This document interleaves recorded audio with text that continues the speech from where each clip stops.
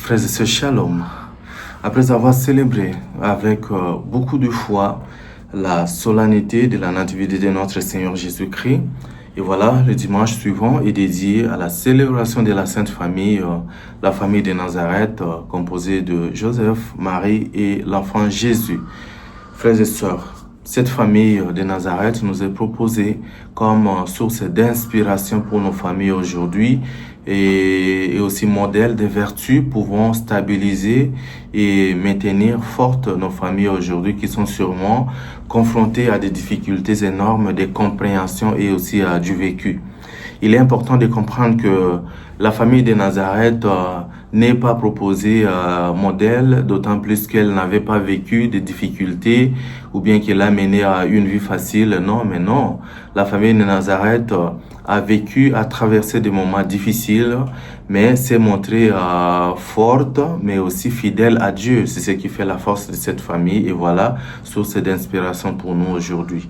Et déjà, les lectures qui nous sont proposées nous donnent d'abord le fondamental et nous donnent la notion fondamentale sur ce que c'est une famille, que ce soit dans les livres de Ben Sira le Sage, dans l'Ancien Testament, que ce soit les livres de Saint Paul, son épître, que ce soit l'Évangile. Tout parle d'abord de la composition d'une famille. Nous écoutons déjà Ben Sira le Sage, qui est le seul livre dans l'Ancien Testament où l'auteur ayant aussi perçu la déviation de la famille et finalement donne des vertus familiales qui puissent stabiliser la relation entre les membres d'une famille. Ainsi, on parle du père, on parle de la mère, on parle aussi de l'enfant ou bien des enfants.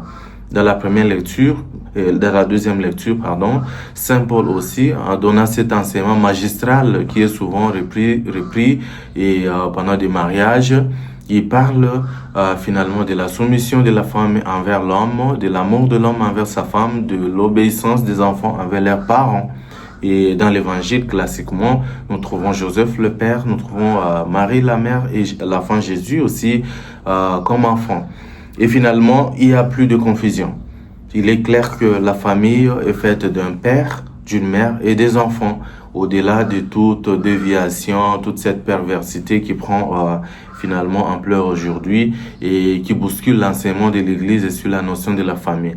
La deuxième chose, c'est des vertus familiales finalement qui garantissent la cohésion, l'unité et l'amour au sein de la famille, d'une famille.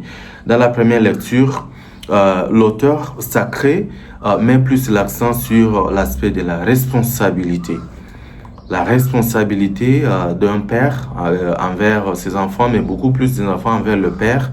Et cela montre comment cette responsabilité est rivalisante, cette responsabilité est réciproque. Quand les enfants sont tout petits, il y a la responsabilité des parents qui se traduisent à travers la sécurité des enfants assurée, à travers l'éducation des enfants, à travers leur nutrition, à travers leur habillement et tout ce qu'il y a. Mais au moment de la vieillesse, les enfants deviennent aussi responsables pour leurs parents, contrairement à ce qui est vécu aujourd'hui. Mais aussi, il y a l'amour et le respect mutuel.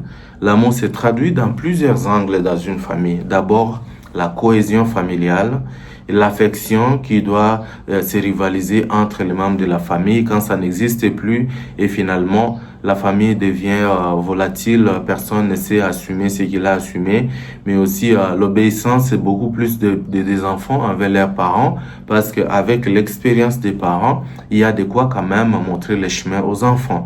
Il y a aussi l'entraide, l'aide entre les membres de la famille et ne pas être démissionnaire devant ce qu'on doit faire, mais soutenir l'autre afin que la famille se tienne forte, accepter aussi l'autre. C'est vrai, les membres de la famille ne sont toujours pas sains et ils ne sont toujours pas irréprochables.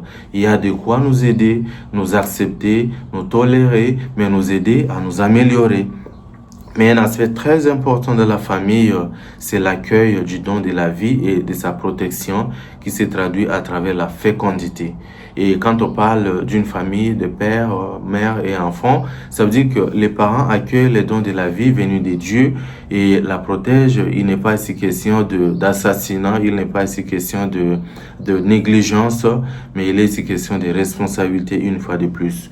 Mais dans l'évangile où l'ange prévient Joseph de prendre l'enfant et de le mener en Égypte, il y a quand même de quoi mettre une bonne analyse théologique là-dedans.